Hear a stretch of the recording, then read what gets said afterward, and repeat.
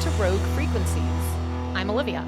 And I'm Matt. And we talk about punk music and culture, but not in the way you expect. We are using all things punk as a way to learn more about individual and collective human growth and development. As a reminder, we are creating distinctive groupings to reflect on human experiences and self discovery. Our groupings are not meant to be definitive, all inclusive categorizations, but simply give us a shared frame of reference to articulate concepts.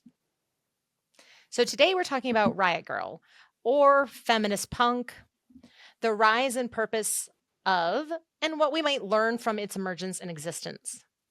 With that, Matt, I want you to get us started because our discussions, as we started talking about this podcast and talking about punk, you brought up a really fantastic question. So I want to start us there. Yeah, totally. What is Riot Grrrl as a subgenre of punk? Yeah, no, I think it's interesting because when we first talked about this, right away you think about it as like, is this a recursive sort of subgenre? Is it this never-ending cycle of the bands, the scene, Bikini Kill, Kathleen Hanna, whomever, as pointing something out about society changing or not changing, and then coming back on itself for the next round of change, growth, development? Or is it meant to be an exclusive space, right? Girls to the front, everybody else to the back, space for women, people identifying as women to have their place in a show in a male-dominated scene? Or is it meant to be something that is inclusive, right? Finding a way to take this male-dominated energy, these female experiences, the intersectionality in Hannah's life and women in punk since the very beginning, and finding a place for everybody to coexist. When you think about Riot Grrrl, it's a really interesting subgenre, scene, and movement. Yeah, I really appreciate you articulating that and making that sort of our central question in looking at this. And Riot Grrrl, I like to say feminist punk because I'm old school that way, and I love reclaiming the term feminism. I can't take the woman studies major out of the girl even after 20 years. So we'll use those interchangeably here. But the idea that the Riot Grrrl movement is a response, um, a response to the patriarchy in society and the punk scene. And so the pain that women experienced as a result of that evoked a response, which is a group of people, mostly women identifying people, to create a new scene. So this new scene, this response, created a whole new thing. And what I am struck with frequently is that this new thing never could have happened without the pain that caused it to arrive. So without the evils, so to speak, you don't get this sort of a movement. And then that pain, it leads them to crave relief. And that's where we get this. So we get this feminist genre, subgenre, and we can use that in this conversation today as the metaphor for how we as people can decide to interrupt patterns, to make our own new genre, so to speak, create the spaces, the life, the experiences we want from the inside out. You have to have pain as a catalyst to create something new. People don't create something new out of a place of comfort. Yet the pain women experienced inside the punk scene was really real, and this is a response to that. So how about we have you do what you do best as our resident historist and tell us a wee bit, not nearly enough, about the Riot Grrrl history in a nutshell.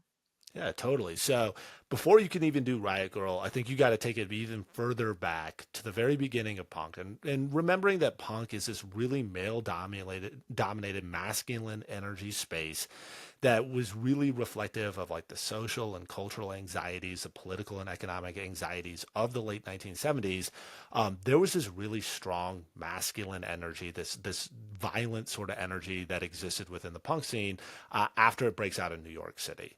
And the first place you can really start to pick up the strong development of these feminist punk bands is in England when you get the crossover point. So we're talking about specifically bands like the Slits or X-Ray Specs and people like Polystyrene with her, that seminal song, "Oh Bondage, Up Yours," and this really strong sort of exploration of what it means to be a woman in this space in this time where the scene is so strongly interwoven with this transgressive, violent, masculine sort of expression of rebellion. I think maybe the best place to sort of see that this exploration in this scene at this time is the Crass album Penis Envy, where Eve Libertine spends a tremendous amount of time exploring what it's like to be a woman, and Steve Ignorant and the rest of the band getting really backseated, and then this kind of feeling of like, hey, punk is supposed to be aggressive and angry, and what are we doing here with this spoken word sort of soft sort of stuff. I think that really kind of encapsulates this early punk movement. And it's not until like the late 1980s where you start to see this strong sort of female scene sort of rise back up again. And this time you're seeing it in the United States coming out of places like Washington, where you've got bands like Bikini Kill or maybe to a lesser extent, people might not know about them as much. Bratmobile, eventually leading into bands like Sleater-Kinney, where you have this strong representation of women in the punk scene who are there to create not just this place for themselves, like we talked about earlier, but also this place where the idea of the feminine mystique, the waves of feminism that had developed through the 1960s and 70s could be recaptured, but also nurtured in a way that was really intentional. Obviously, there's going to be some backlash in the late 1990s, the 90s era punk scene in particular. One need only go and Google search like Woodstock '99 to see what that sort of time and energy in places was like, right?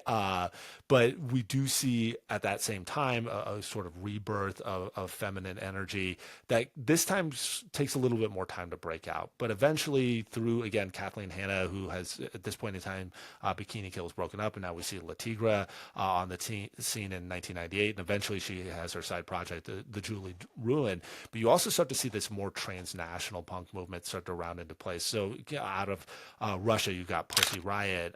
Inside of the United States, you've got bands, more recently a band that I've been really vibing with out of Austin, Die Spitz, or Amyl and the Sniffers out of Australia, that start to take this idea of in-your-face punk movement energy, and this idea of being a woman and being a strong woman, and throwing into the faces of people inside of the scene, this sort of juxtaposition. And I think once we kind of look at all the different stages of feminist punk, what we're left with is this sort of central idea of punk is a movement about self-expression, right? It's this movement about forcing other people to see and hear you. And when you're a woman, that also brings the added, I don't want to say baggage, but I think it's treated by many inside of the scene as baggage of your femininity and your sexuality, right? And I think one of the things that if we haven't picked up on it, is the names of all these bands, the invocation of this like really strong feminine energy, this really strong in your face sexualization, also comes with some of a backlash, right? And I think that's what the current punk scene is kindly at, is not only are we seeing these strong female figures, but we're also seeing these strong female figures continue to be hyper-sexualized. And in fact, you and I saw that at a show we went to recently, right? Amyl and the Sniffers. Yeah, it's a great point. And I first want to touch on something that you just talked about, which is the naming. Names are important. Names matter. What we call things matter. And Yet at the same time, we're also seeing a current backlash in if you get too particular about how you talk about things, what you call things, if you become name police, that has Right. a different kind of backlash. And so, first point of the reclamation is the naming. So you can do that a number of different ways. You can say, Rebel Girl, Riot Grrrl. You can that Kathleen Hanna Bikini Kill kind of trajectory of like naming things in that way as like a strong, powerful reclamation of don't f with me kind of stuff. Or you can say we're going to play that crasser angle, the slits, Hmm. right? Or you can go tongue in cheeky. So I first wanted to point that out, and I'm just curious for a moment of your thoughts on the role of naming as well in this movement. Yeah, I always thought of the names of these bands, as a young person first, and now in my more grizzled years, like there's an aggressive energy there. Like take a band like the Slits, for example. You could choose to use a lot of different names to describe female genitalia, and I think most people would not want to go to that name for their particular band. But that band, pretty quickly landed on that imagery, and there was a transgression to naming the band the name that they chose, and in so doing, there's reclamation, right? And at the same time, there's also this piece of um, signaling, like when you pick up a Bikini Kill album for the first time when you're a kid, like before you know anything about the band, right? Before you know anything about Kathleen Hanna and the Riot Grrrl movement, and here I am, a young kid. I know kind of what I'm getting into right away, right? Similarly, like a band, another one I didn't name off in the history piece, but like War Against Women, like what you're getting into with a band name like that. And so I think there's something there to like, you name your band because it's punk. You want something aggressive, you want something transgressive, you want something in your face. And choosing a name like the Slits, I think is the wordplay equivalent to early punk bands messing around with Nazi insignia, for Mm. example, because it's going to hit you in the face, right? And then you go from there with whatever the music sounds like. But I can tell that there's more to it than just the name of the band that you're driving at. So what's the other piece, that follow up piece that you're getting at here with this idea of this hypersexualization and the naming of things and the reclamation of that feminine energy? I too see that linkage of what you're getting into, and um of all the things punk is, it's rarely subtle. Right. Right? Hit you in the face when you see it is kind of the point, right? And the naming is that first part of that. And you and I even had those conversations about this podcast. Like, Hmm. what is a name that inspires us and entices an audience that also gives us, flexibility and such. So naming is an important thing. And in this case, is a real tip off to what so many of these women identifying people, um, then brought to the stage, right? And this Right. hypersexualization idea and the use of it as a way to shine a visual and auditory light on this hypersexualization. And so I'm glad you brought up the Amyl and the Sniffers concert that we went to, and I think we should talk about that here. Um, and especially in that show, I'll start with my experience of that show, and then kick it over to you because you got some other perspectives to bring. And I was so glad you turned me on to their music. I was loving it. I was jamming out. I was like, this is the music I was always meant to listen to. Bring it on.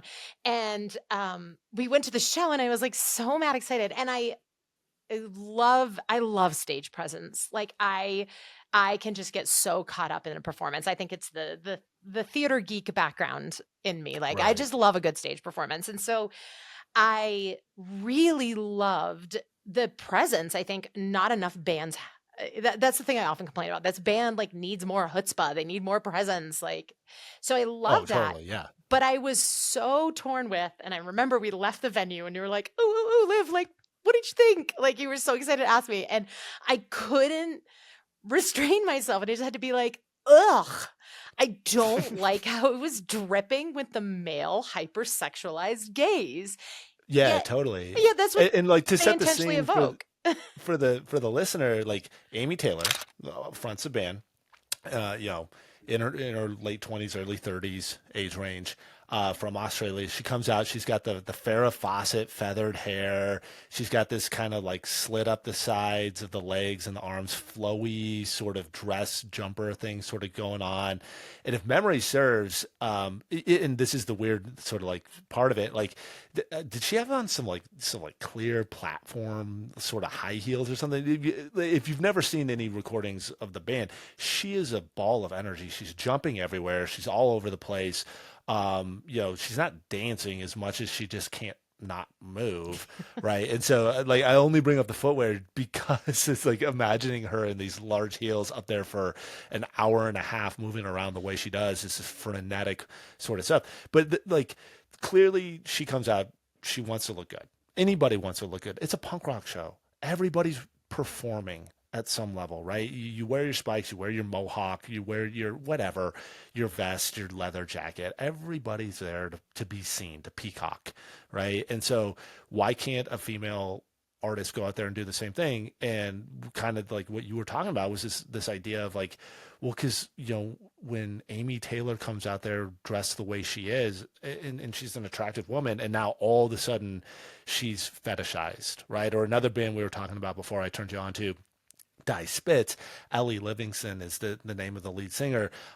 If you go and check them out on YouTube, which I highly recommend anybody listening go do, she's wearing, like a studded bondage style bra in some of her stuff. And there's no way that someone doesn't look at that and automatically sexualize her, right? But then the flip side is, and you brought this up, like if Fat Mike from NoFX comes out wearing some sort of negligee, or whatever piece of lingerie he's chosen to wear, where like people aren't sitting there being like, oh man, Fat Mike's hot right now. Like, oh, I'm about to get extra into this show because look at Fat Mike in this, corset or whatever he's choosing to wear in that time. Or, a Mighty Mighty Boston show that I used to go to, see them back in the day, and they'd, be moving around so much and it'd get so hot inside of like the Ogden here in Denver that they're stripping off all their stuff until the end of the show. They start in 3-piece suits and they end in like A-frames and suspenders holding up pants, and they're dripping sweat. And like, again, no one's like, ooh,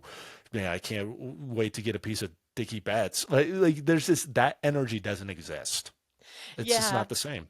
Yeah, and Fat Mike, if you ever hear this, my greatest dreams have come true.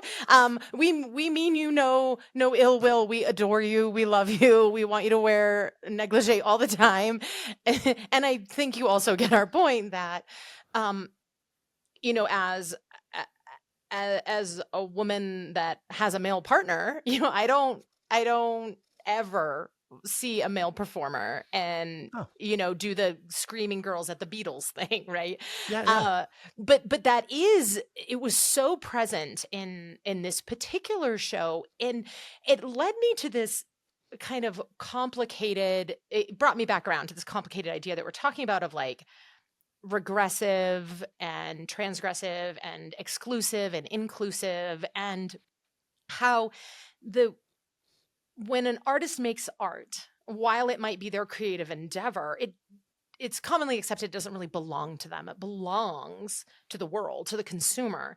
And you have a right to consume that art in the way you would like. And I believe that. I believe in personal autonomy. I believe that, people can take enjoyment where they will. Free will is a thing. And at the Right. same time, it was so palpable in that room that it was so much more male dominated than Bikini Kill at the same venue a few months prior. I mean, the gender ratio was completely different at Bikini Kill. as you can imagine, there were very few men there, and most of them were there supporting a female partner, quite Right. literally. And then you go to this show, it was also not as full, but you go to this show and it's far more men and it's packed. And I could feel the male gaze, this patriarchal, hypersexualized gaze, like lasers toward that stage. And it just is interesting here how, not to get overly hung up on this for too long, but how that patriarchal male gaze piece is so ingrained in society and how tangible it was at this particular show. And I think you were saying you had an experience at a previous Amyl and the Sniffers show where that wasn't as predominant or clear in that show to you.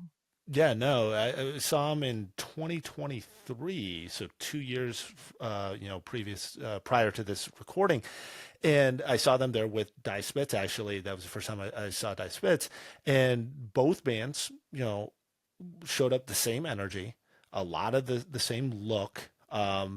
In this particular show, Amy Taylor comes out. She's got some like torn up fishnets, and she's wearing like a jazzercise type outfit. And I know this because we have a picture we bought from the show, so of her screaming on stage. It's an amazing picture that a local photographer took.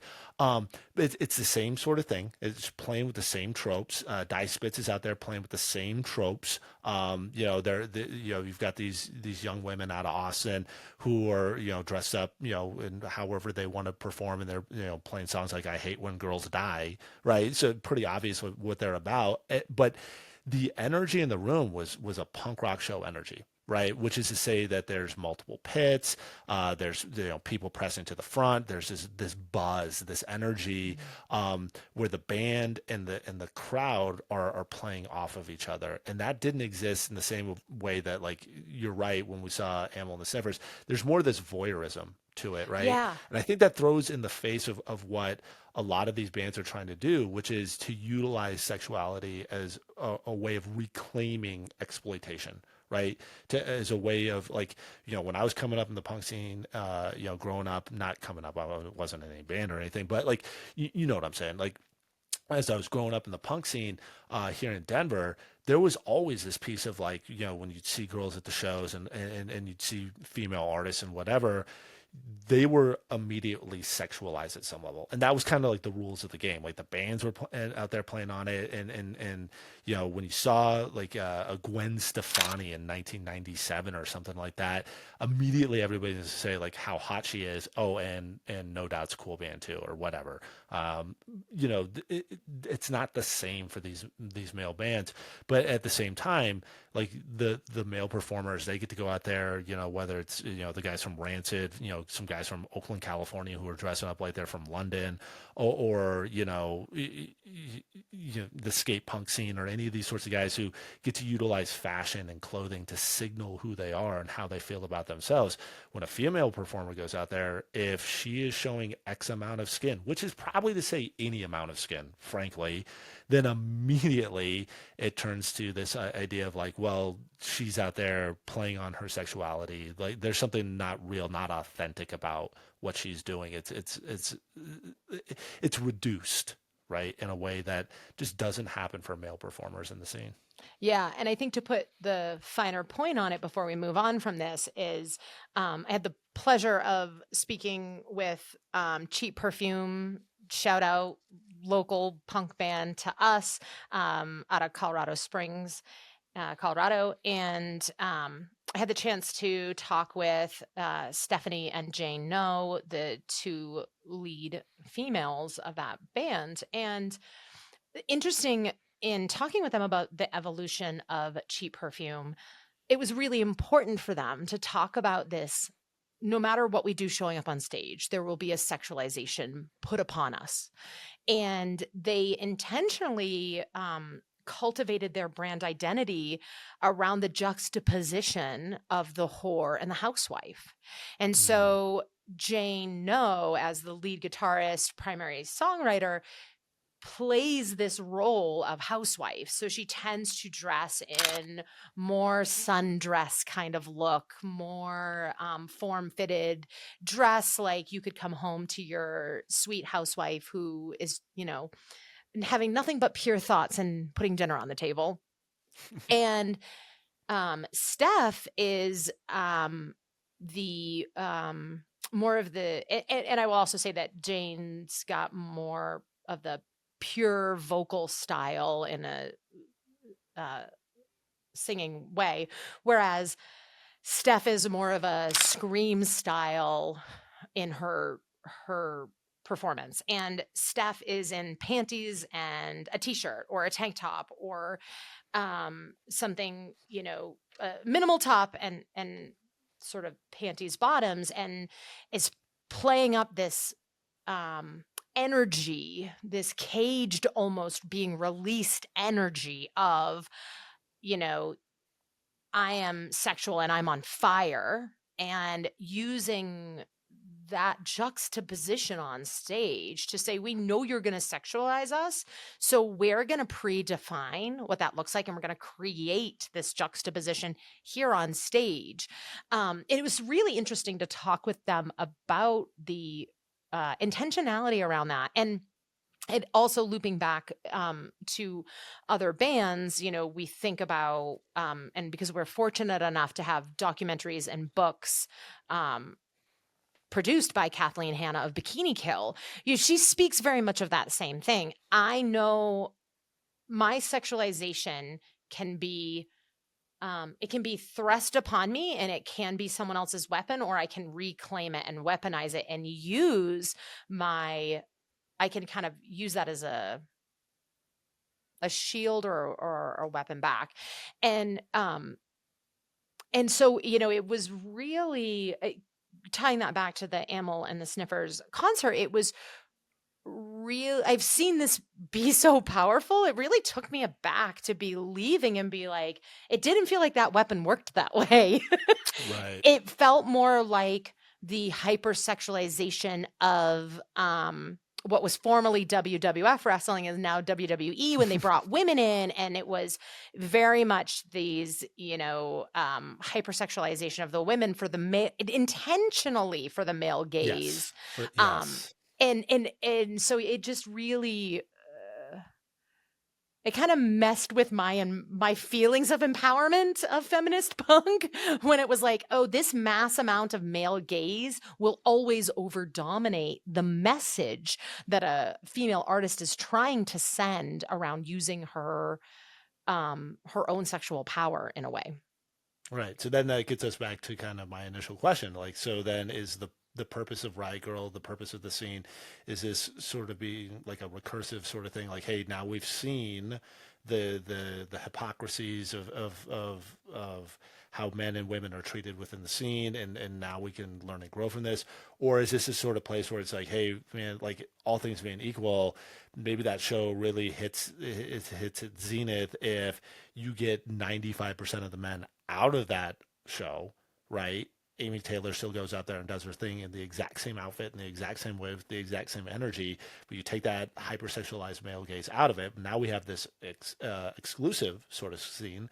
Or are we trying to find a way to hold that mirror up to a society, like you said with Cheap Perfume, and have people sort of see, hey, look, a woman can be this. She can be the housewife. She can be Jane No, or are we talking about the whore in the bedroom sort of look, whatever it might be, right? But like, this is how women are portrayed, the roles that are thrust upon them by society, and therefore, hey, we need to find a way to include people for their authentic selves, right? It's again, and we're back to that power question.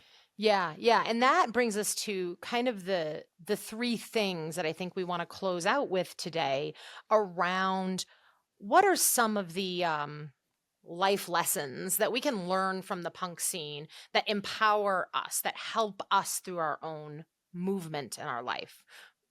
We're going to grow and change whether we want to or not, right? And the the greatest power we have is to choose some amount of how we want to engage that growth and change. And so I think there are, in that idea, there are sort of three things that we can talk about related to this Riot Grrrl movement, feminist punk movement. Um, being that first one that you said, this reclamation of self, however someone else is going to look at me and think about me and judge me.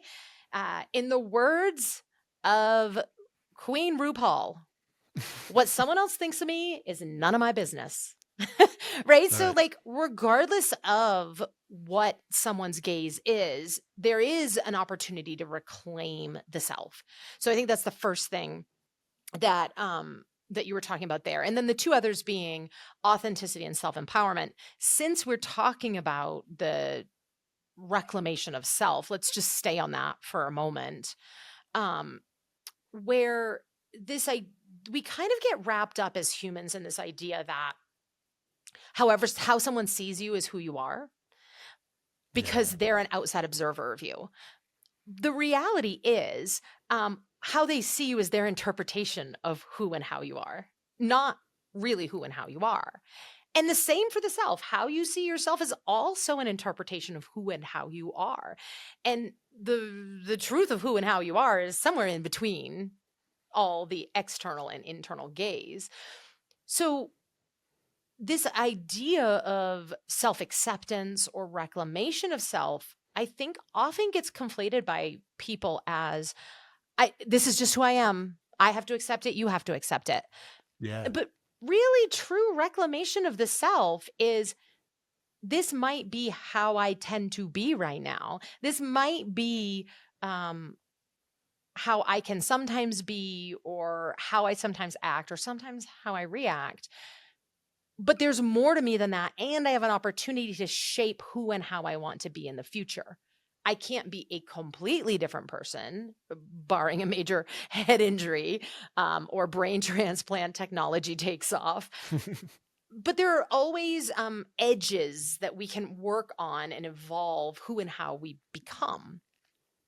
Yeah, totally. I think that idea, like there, you're talking about authenticity, right? And um, I think that that's such an important piece of this. And I think one of the elements that gets like left behind is, and maybe as we kind of go back and think about that Amyl and the Sniffers show one last time, if Amy Taylor comes out there in that get up and it's not her, right? If she's Mhm. out there and she's putting on a performance in an outfit, a costume, whatever it might be, that isn't who she is, it doesn't come across, right? And one of the things about punk and this gatekeeper, rulesy sort of subgenre of music and culture is that like whoever you are, like you need to be your authentic version of yourself, right? And for many women within that scene, part of that transgression might include feelings of sexuality, of how this is how I want to dress, this is how I want to be seen, and if it's if a female performer comes out and she's showing a lot of skin or whatever the outfit is, however she presents herself in that moment, and it's not who she is, it's going to get sussed out. It's going to get seen, right? You're going to know it on stage. You're going to know this is not who she is. This is not who this band is. This doesn't belong in the scene, whatever it might be. And so I do think that there's something there too, this idea that um, the authentic presentation of self, this idea of like, this is how I see myself on the inside, and this is how I'm going to present myself on the outside. It only works when it is true. Right. And that is kind of what punk is. Like if we go back to what we were talking about at the very beginning, that authentic male rage about society and everything else. And now you have women who are doing the same thing. And what a lot of these men are doing, they're messing around with like leather and chains and spikes and iconography that was supposed to make the viewer, the listener feel uncomfortable. And in that same way, the name of a band, the clothing that an artist wears, the content, lyrical content of a song, all of it does the same thing. It forces you into this uncomfortable place, and now you can experience the world on the terms of the artist in some way, shape, or form, and that's punk, right? At Yeah, least yeah. that's what I've always thought of it as. Yeah, I I love how you just encapsulated that so well.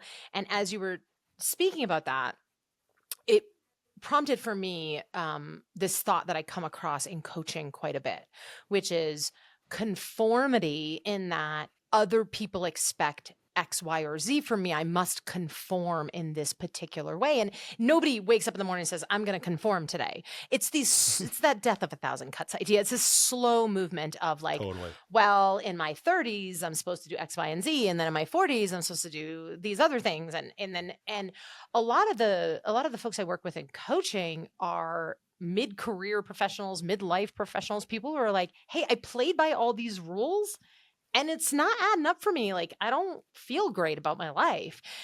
And that is very much tied to what you were just talking about, is performance for the sake of performance is hollow, but Hmm. performance that is authentic to who and how you are, or who and how you are becoming, you might not fully be there yet, but it's this authentic thing that you're moving towards.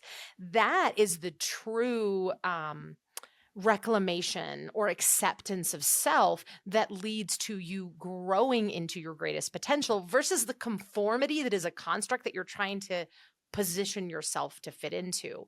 Right. We could all, I don't know, I can think, guess I can't say we all, but I can think of times where I have worn a costume that didn't feel authentic to me, but it was like the way I'm supposed to dress in a certain situation. And I can think another time where I wore a costume, a way I'm supposed to dress in a particular situation that really resonates inside of me. And how I feel in those two kinds of costuming outfits is very different.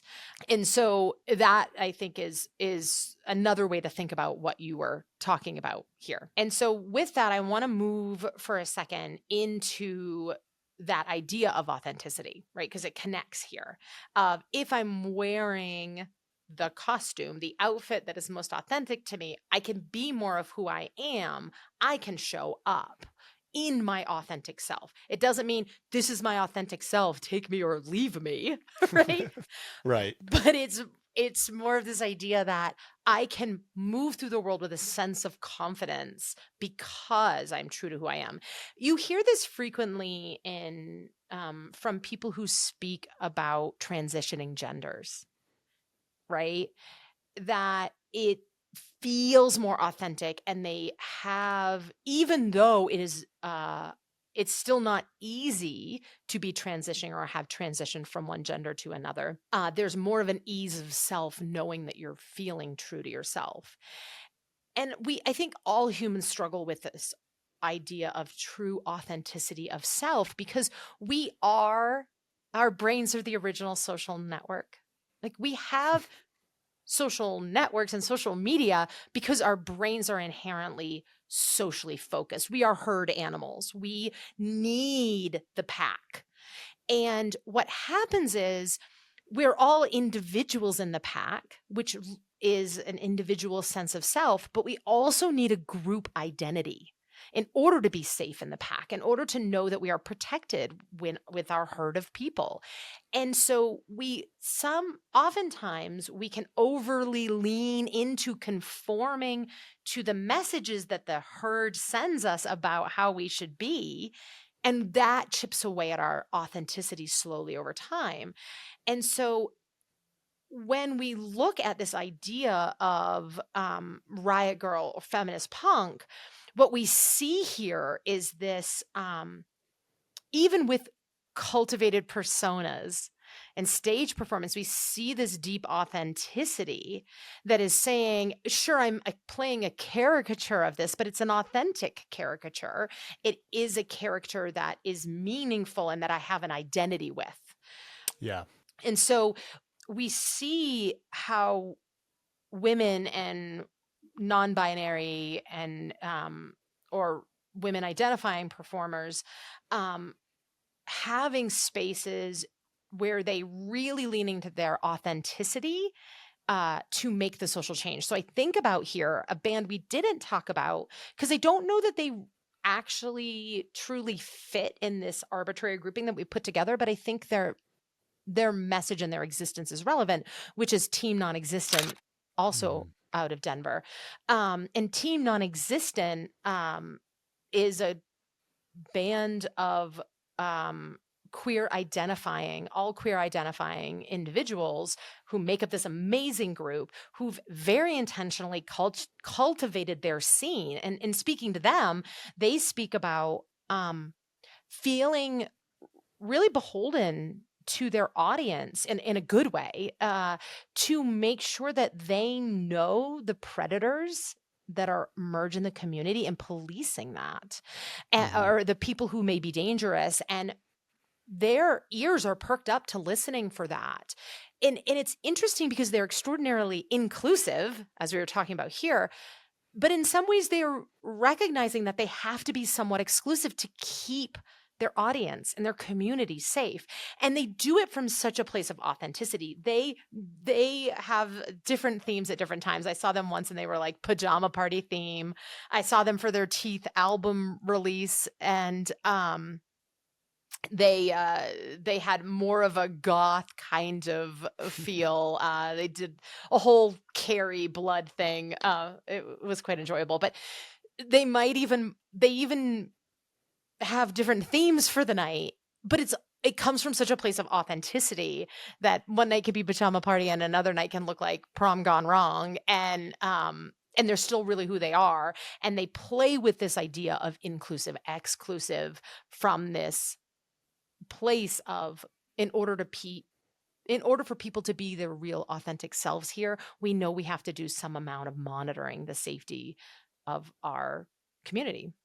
Yeah, totally. And that makes sense. I mean, I think, you know, you go out to a show, you go out to a pit, you go out to the scene, there is menace, there is violence, there is harm that is done, unfortunately, within you know, the punk world.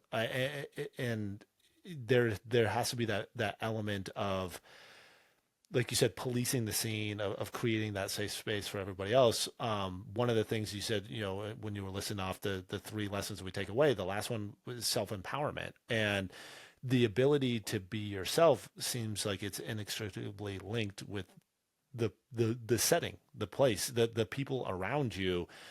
You have to be able to be yourself, and who that's going to be. And one of the things I really liked about what you just said with Team Non-Existent is who you are one day to the next, one show to the next, one record to the next, whatever it might be, isn't always going to be the same place, right? We all learn, we all develop, we all grow over time, and so whether it's lyrical content or whatever it might be, you know, I'm thinking about this idea of like somebody who wants to naysay like a female empowerment band, a Riot Grrrl feminist punk type band, or just you know, however a band envisions themselves within the punk rock scene, to say like, hey, I'm going to have a song about you know, fighting back and standing up for myself, and keeping these predatory people away. And then in the next sense, I might have a song that's about relationships or caring for somebody else, and you know, getting back to the idea of cheap perfume, of like that whore and Madonna, like you can have both those things, right? You can have duality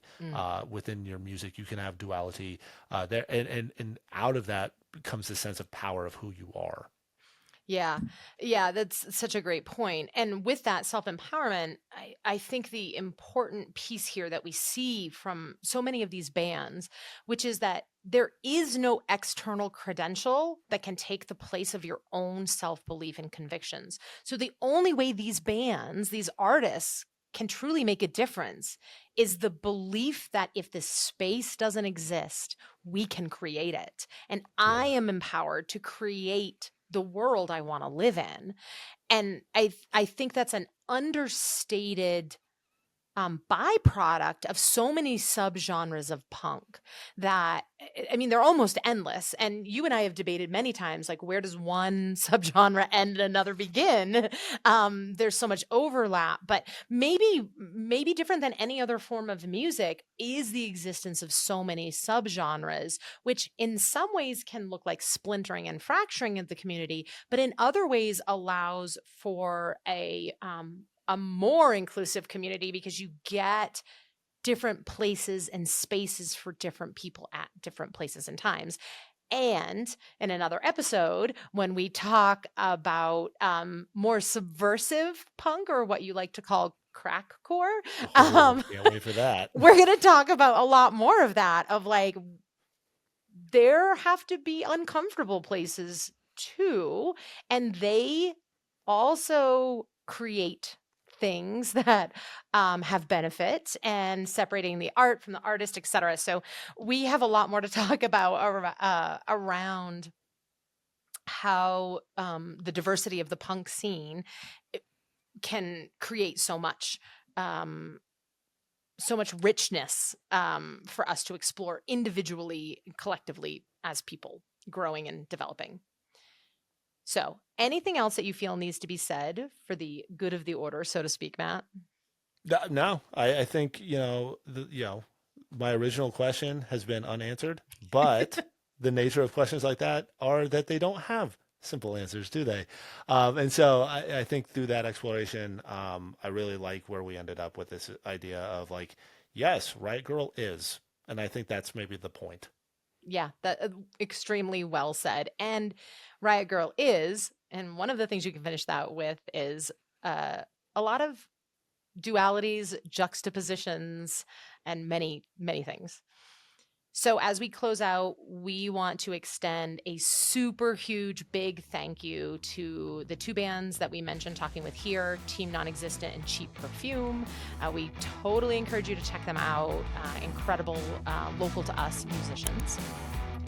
And that is the end of today's conversation on Riot Grrrl or Feminist Punk. We really thank you so much for listening to our musings and unanswered questions on Rogue Frequencies.